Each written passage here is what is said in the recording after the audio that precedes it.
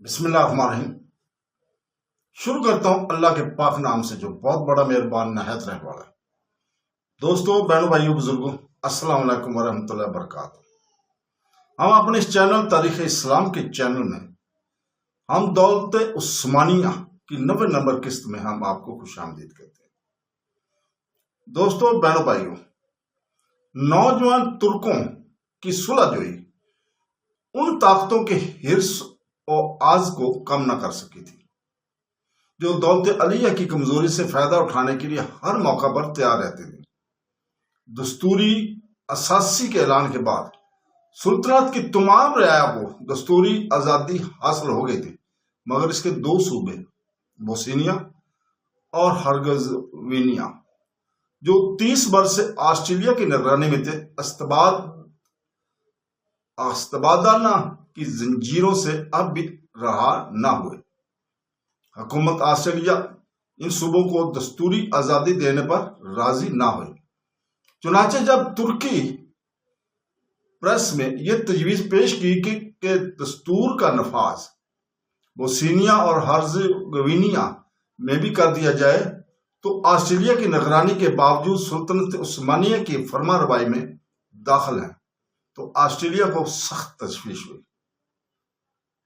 Australia کو اس وقت سخت تشویش ہوئی اور اس نے یہ دیکھ کر ترکی اس کے وقت مقابلہ کی قوت نہیں رکھتی اور انجمن اتحاد و ترقی ایک طاقتور سلطنت سے الجھ کر اپنے اقتدار کو خطرہ میں ڈالنا پسند نہ کرے گی۔ 7 اکتوبر سن 1908 کو دفتر ان صوبوں کو اپنی سلطنت میں شامل کر لیا، اور اس واقعہ پر تبصرہ کرتے ہوئے مسٹر نائٹ لکھتے ہیں، یہ وہی پرانا قصہ تھا، یعنی ایک رفت پسند عیسائی حکومت اس خوف سے کہ ایک اصلاح شدہ ترکی کہیں ایک طاقتور ترکی نہ بن جائے، فریب کے ذریعے سے اس کی راہ ترقی میں رکاوٹ پیدا کر دیتی۔ آسٹریلیا کے اس فعل نے رجت پسندی کو قدیم نظام حکومت کے اثر نو قائم کرنے کا آخری موقع بہم پہنچایا، اور انہوں نے اس موقع سے پورا فائدہ اٹھایا۔ بوسنیا ہرزگوینیا کے الحاق سے 2 ہی روز قبل مشرقی رومیلیا کے والی نے، جو بلغاریہ کا فرما روا تھا، زار بلغاریہ کا قدیم لقب اختیار کر لیا تھا۔ پھر 12 اکتوبر کو کریٹ نے بھی مملکت یونان سے اپنے علاقے کا اعلان کر دیا۔ اس طرح اس درمیان میں مجلس ملی پارلیمنٹ کے انتخابات کی تیاریاں ہو رہی تھی۔ سلطنت کے ہر حصے میں دستوری حکومت کے استقبال کے لیے انتہائی جوش و خروش کا اظہار کیا جا رہا تھا۔ انجمن اتحاد ترقی نے 23 ستمبر کو اپنا سیاسی پروگرام شائع کیا، جس کی پابندی انجمن کے امیدواروں پر جو منتخب ہو کر پارلیمنٹ میں جائیں عائد کی گئی۔ اس پروگرام کے اہم دفعات ہم یہاں پہ بیان کر دیتے ہیں۔ نمبر 1 تھا، کابینہ کو مجلس سے نائبین کا جواب دہ ہونا چاہیے۔ نمبر 2 کہ ترکی زبان بدستور سلطنت کی سرکاری زبان رہے گی۔ نمبر 3 تمام قوموں کو مساوی حقوق حاصل ہوں گے، غیر مسلم بھی فوجی خدمت کے ذمہ دار ہوں گے۔ فوجی خدمت کے میعاد میں تخفیف کر دی جائے گی۔ جن کسانوں کے پاس زمینیں نہیں ہیں، انہیں زمینوں کے حاصل کرنے میں مدد دی جائے گی، مگر اس طرح کے موجودہ ذمہ داروں کو نقصان نہ پہنچے۔ نمبر 7 پہ تھا، تعلیم بلا معاوضہ اور جبری ہوگی۔ 10 دسمبر سن 1908 کو سلطان عبدالحمید نے پارلیمنٹ کا افتتاح کیا اور اپنی تقریر میں دستور کے تحفظ کا وعدہ کیا۔ مجلس نائبین میں عیسائی اور دوسری محکوم قوموں کے نمائندے بہت کافی تعداد میں منتخب ہو کر آ گئے تھے۔ ممبروں نے مجلس کی کارروائی اور اپنی تقریروں میں جس قابلیت کا ثبوت دیا، وہ انگلستان کے مدبروں کے لیے خلاف توقع ثابت ہوئی۔ سلطنت عثمانیہ کے باشندے ان کے خیال میں آئینی حکومت کے اہل نہ تھے۔ ترکی پارلیمنٹ نے اس غلط فہمی کو دور کر دیا۔ نوجوان ترکوں نے دستوری حکومت کو کامیاب بنانے کی انتہائی کوشش کی، مگر تھوڑے ہی دنوں کے بعد رجت پسندوں کی سازشیں رنگ لینے لگی۔ انجمن اتحاد و ترقی نے پہلا کام یہ کیا تھا کہ جاسوسوں کی زبردست فوج کو، جس پر 12 لاکھ پاؤنڈ سالانہ خرچ ہوتے تھے، ایک قلم برخاست کر دیا، جس سے ہزاروں آدمی دفتر بے روزگار ہو گئے۔ یہ لوگ قدرتی طور پر انجمن کی مخالفت میں کوشاں تھے۔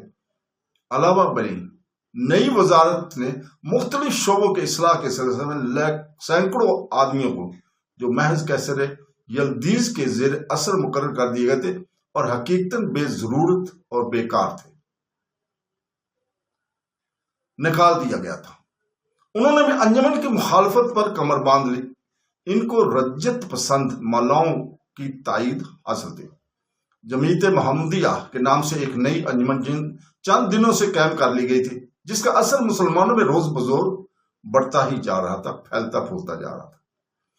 یہ جمعیت اپنے کو دستوری حکومت کا حامی ظاہر کرتی تھی، لیکن وہ تمام امور میں صرف شریعت اسلامی کا نفاذ چاہتی تھی اور اصولی شریعت کے خلاف کسی قانون کو گوارا نہیں کرتی تھی۔ یہ انجمن اتحاد ترقی کی اس بنا پر مخالف تھی کہ اس کے نزدیک انجمن کے ممبر، جن میں فوج کے نوجوان افسر بھی شامل تھے، احکام قرآنی کے پابند نہ تھے اور اپنے غیر مذہبی طریقوں سے عوام کے لیے ایک بری مثال قائم کر رہے تھے۔ ایک طاقتور جماعت لبرل یونین کی تھی، جس میں مسلمان، عیسائی اور دوسرے فرقوں کے لوگ شامل تھے۔ اس کا مقصد یہ تھا کہ ہر فرقہ کو حکومت خود اختیاری کے حقوق دے دے کہ وہ جس طرح چاہے اپنے معاملات کا انتظام کرے۔ نوجوان ترک، جن کا اصلی نصب و لائن اتحاد تھا، لبرل یونین کی نظریے کو ملک کے لیے خطرناک سمجھتے تھے۔ انجمن اتحاد و ترقی کے مخالفوں میں ایک گروہ ایسے لوگوں کا بھی تھا جن کو حقیقتاً نہ مذہب سے سروکار تھا اور نہ ملکی فلاح و بہبود سے، بلکہ وہ دستوری حکومت کے اس وجہ سے دشمن تھے کہ اس میں ان کو رشوت ستانی اور مفت خوری کے وہ مواقع حاصل نہ تھے جن سے دور استبداد میں وہ پورا فائدہ اٹھا رہے تھے۔ نئی وزارت نے یہ غلطی یہ کی تھی کہ نہ صرف ان سیاسی قیدیوں کو رہا کر دیا تھا جو سلطان کے حکم سے قید کیے گئے تھے، بلکہ دوسرے شدید جرائم کے مجرموں کو بھی چھوڑ دیا گیا تھا۔ یہ جرائم پیشہ گروہ رجت پسندوں کے لیے ایک اچھا اعلی کار ثابت ہوا۔ غرض مخالف عناصر تیزی کے ساتھ جمع ہو رہے تھے۔ انجمن اتحاد ترقی کو فوج پر پورا اتحاد تھا، مگر رجت پسندوں کی خفیہ کوششوں سے وہ بھی قدیم نظام حکومت کے حامی بن چکی تھی۔ انجمن کو اس کا علم اس وقت ہوا جب 13 اپریل 1909 کو قسطنطنیہ کے فوجی دستوں میں دفتر اچانک بغاوت برپا ہو گئی۔ باغیوں میں کوئی لیڈر ایسا نہ تھا جو خاص شریعت یا اثر رکھتا ہو۔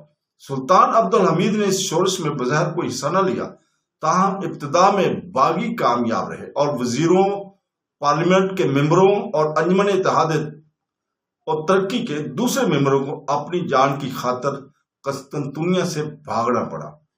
فوج نے پارلیمنٹ ہاؤس پر قبضہ کر لیا اور اپنے متحد افسروں کو، جو انجمن کے ممبر تھے، قتل کر دیا گیا۔ وزیر عدالت بھی قتل کر دیے گئے۔ وزیر بحریہ پر بھی گولی چلی، مگر وہ زخمی ہو کر بچ گئے۔ اس کے علاوہ نوجوان ترکوں نے کی ایک بہت بڑی تعداد ماری گئی۔ انجمن کے دشمنوں نے اس بغاوت کو گہرا مذہبی رنگ دے دیا تھا۔ خالدہ ادیب خانم لکھتی ہیں کہ یہ بڑی خونریزی اور ناپاک شورش تھی۔ بہت سے نوجوان محض اس لیے قتل کر دیے گئے کہ وہ کالر لگاتے تھے۔ کالر مذہب کی شدید مخالفت سمجھا جاتا تھا۔ بغاوت کی خبر جب سلونکا پہنچی تو انجمن اتحاد و ترقی نے فوراً محمود شوکت پاشا کو ہوا فوج مقدونیہ کے سپہ سالار تھے قسطنطنیہ کی طرف روانہ کیا۔ سان اسٹیفانو کے مقام پر محمود شوکت کی ان وزیروں اور پارلیمنٹ کے ممبروں سے ملاقات ہوئی جو قسطنطنیہ سے بھاگ کر آئے تھے۔ وہیں پارلیمنٹ کا اجلاس کیا گیا اور ممبروں نے متفقہ طور پر محمود شوکت پاشا کی یہ تجویزیں منظور کی کہ فوجی قانون جاری کر دیا جائے، باغیوں کو سزا دی جائے اور قسطنطنیہ کا فوجی دستہ توڑ دیا جائے۔ 25 اپریل کو محمود پاشا اپنی فوج کے ساتھ قسطنطنیہ میں داخل ہوئے۔ 5 گھنٹہ کی سخت لڑائی کے بعد، جس میں توپیں بھی چلی، باغی فوج مغلوب ہوئی۔ بغاوت کے بانیوں کو سخت سزائیں ملی ان کے 40 بڑے بڑے لیڈروں کو منظر عام پر پھانسی دے دی گئی۔ 27 اپریل کو مجلس ملی کا اجلاس منعقد ہوا۔ سب سے پہلے اس کے سامنے یہ مسئلہ پیش ہوا کہ سلطان کے ساتھ کیا برتاؤ کرنا چاہیے۔ رائے عامہ کا فیصلہ یہ تھا کہ اس بغاوت میں در پردہ سلطان کی حمایت بھی شامل تھی، گو بظاہر اس نے باغیوں کو کسی طرح کی مدد نہیں دی تھی۔ شیخ الاسلام سے استفتاء کیا گیا، اس نے معزول کا فتویٰ دیا۔ اس فتوے کے بعد مجلس ملی نے بالآخر بالاتفاق سلطان کی معزولی کی تجویز منظور کر لی اور اپنے فیصلہ کی اطلاع دینے کے لیے ایک وفد کیسر یزدیز کو روانہ کیا۔ جوابی انقلاب کی ناکامی کے بعد سلطان انجمن اتحاد و ترقی کے رہ مقرر پر تھا اور اس نے مجلس ملی کے فیصلے کے سامنے سر تسلیم خم کر دیا اور خاموشی کے ساتھ تخت سے علیحدہ ہو گئے۔ دوسرے روز وہ سلوینکا روانہ کر دیا گیا اور وہاں 1918 میں اپنی وفات تک نظر بند رہے۔ مجلس ملی نے اس کے بھائی شہزاد محمد رشاد کو، جو 30 سال سے نظر بندی کی زندگی بسر کر رہا تھا، محمد خامس کے نام سے تخت پر اس وقت بٹھا دیا۔ تو دوستو، دستوری حکومت کے پہلے 2 مہینے عثمانی تاریخ میں یادگار رہیں گے۔ یہ وہ دور تھا جب سلطنت عثمانی کی تمام قومیں صرف ایک نسب و لحاظ رکھتے تھے اور ان کے دل و اتحاد اور اخوت کے جذبات سے سرشار تھے۔ خالدہ ادیب خانم اپنے خطبات میں لکھتی ہیں کہ جس شخص نے ترکی کا وہ زمانہ دیکھا ہے اسے یاد کر کے بے چین ہو جاتا ہے۔ اس میں انقلاب فرانس کی سرمستیاں موجود تھیں، اس میں انقلاب فرانس کی سرمستیاں موجود تھیں، مگر وہ خون ریزیاں نہ تھیں۔ لوگ ایک دوسرے کے گلے کاٹنے کے بجائے فرط محبت سے گلے ملتے تھے، لیکن اخوت اور محبت کا یہ جوش جلد ٹھنڈا ہو گیا اور جب نوجوان ترکوں نے مختلف قوموں کو باہم متحد کر کے ایک عثمانی قوم کی تشکیل کرنی چاہیے تو افتراق کے آثار پر پھر نمایاں ہونے لگے۔ مخالفت میں سب سے پہلے عیسائیوں کی طرف سے شروع ہوئی۔ جدید دستور نے انہیں شریعت کے وہ تمام حقوق دے دیے تھے جو ترکوں کو حاصل تھے اور وہ ان حقوق سے پوری طرح فائدہ اٹھانا چاہتے تھے، لیکن ان کی خواہش یہ تھی کہ شریعت کے ساتھ جو فرائض وابستہ ہیں ان سے بچتے رہیں۔ چنانچہ حکومت کی طرف سے فوجی خدمت عیسائیوں پر بھی عائد کی گئی جو صدیوں سے اس کے مستثنیٰ تھے۔ تو ارباب کلیسا نے صدائے احتجاج بلند کی کہ ایک متحدہ قومیت کے نسب و لحن کو سامنے رکھ کر انجمن اتحاد ترقی نے ابتدائی مدارس میں ترکی زبان کی تعلیم لازمی قرار دی تھی۔ پادریوں نے اس پر ایک ہنگامہ برپا کر دیا کہ عیسائی بجرے ترک بنائے جا رہے ہیں، جبر ترک بنائے جا رہے ہیں۔ اصل بات یہ ہے کہ انقلاب کی سرمستیوں میں نوجوان ترک عیسائیوں کی حقیقی جذبات کا صحیح اندازہ نہ کر سکے، وہ اس جوش سے متاثر ہو گئے کہ وہ دفتر انقلاب کے افسوس سے سلطنت کی تمام قوموں میں پھیل گیا تھا۔ انہوں نے یہ حقیقت نظر انداز کر دی تھی کہ مقدونیہ کے عیسائی رعایا میں قومیت کا جذبہ بڑی حد تک بیدار ہو چکا تھا اور یونانی، سروی، بلغاری ہر جماعت میں قومی حکومت قائم کرنے کا حوصلہ پوری طرح موجود ہے۔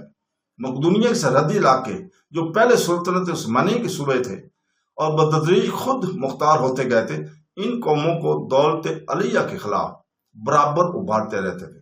نہ صرف یہ بلکہ یونان، سرویا اور بلغاریہ میں بھی ہر ایک مقدونیہ کے ان حصوں کو جن میں اس کے ہم قوم آباد تھے اپنی مملکت میں شامل کر لینا چاہتے تھے۔ انقلاب سے پہلے مقدونیہ کی ساری بدامنی انہی حکومتوں کی سازشوں کا نتیجہ تھی۔ غرض دستوری حکومت کے قیام کے بعد ہی ہفتوں بعد عیسائیوں نے اثر نو شورش برپا کر دی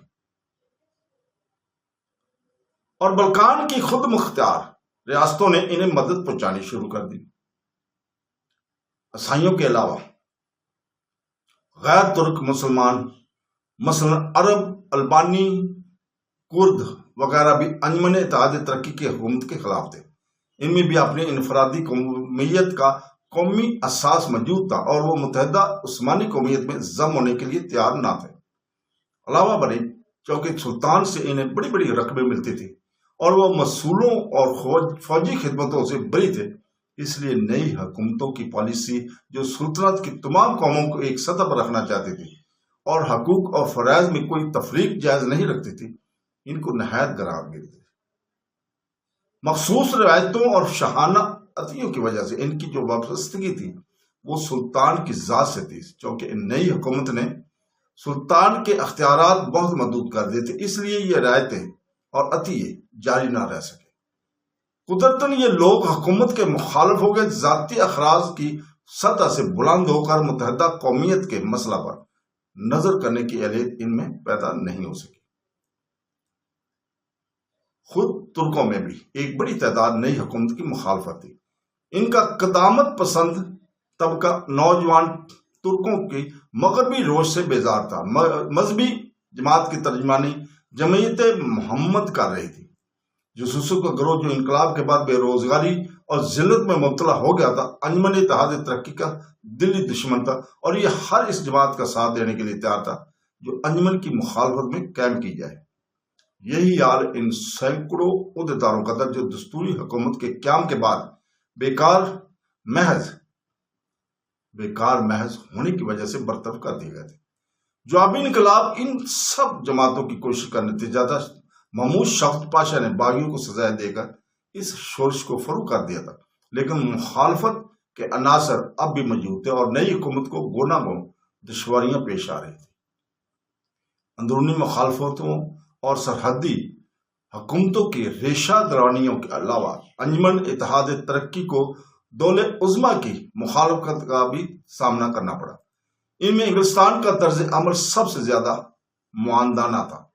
انگلستان کے اخباروں نے نئی حکومت کے خلاف زبردست پروپیگنڈا شروع کر دیا، حالانکہ انقلاب سے پہلے تمام مغربی پریس عبدالحمید کی مخالفت اور دستوری حکومت کی تائید میں ایک زبان تھی۔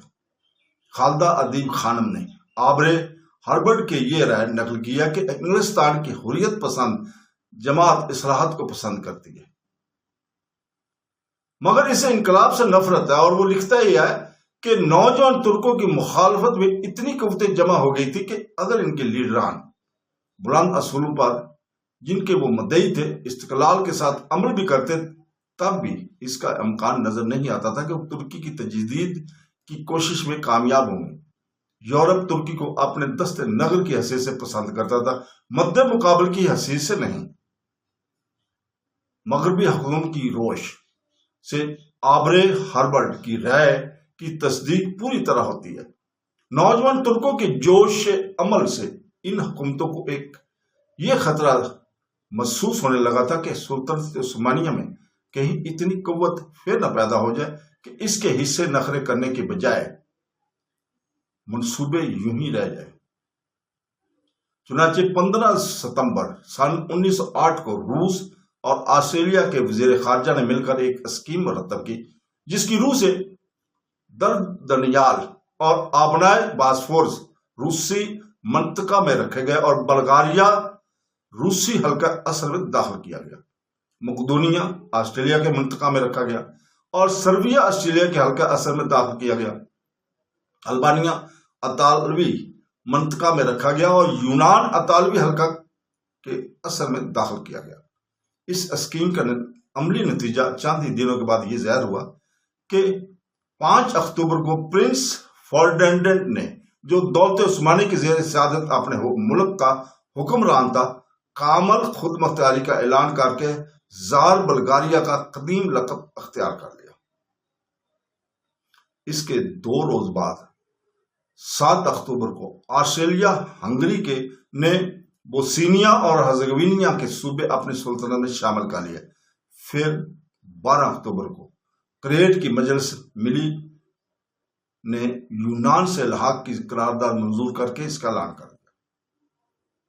معاہدہ برلن کے روح سے بلغاریہ دولت عثمانیہ کی ایک باز گزار مملکت تھی اور اس کے حکمران کا تقرر سلطان کی نامزدگی سے عمل میں آتا تھا، لیکن حقیقتاً بلغاریہ کی خود مختاری ایک امر واقعہ بن چکی تھی اور ارباب اتحاد ترقی کو امید نہ تھی کہ وہ اسے دوبارہ سلطنت عثمانیہ کے زیر نگہ لائیں گے۔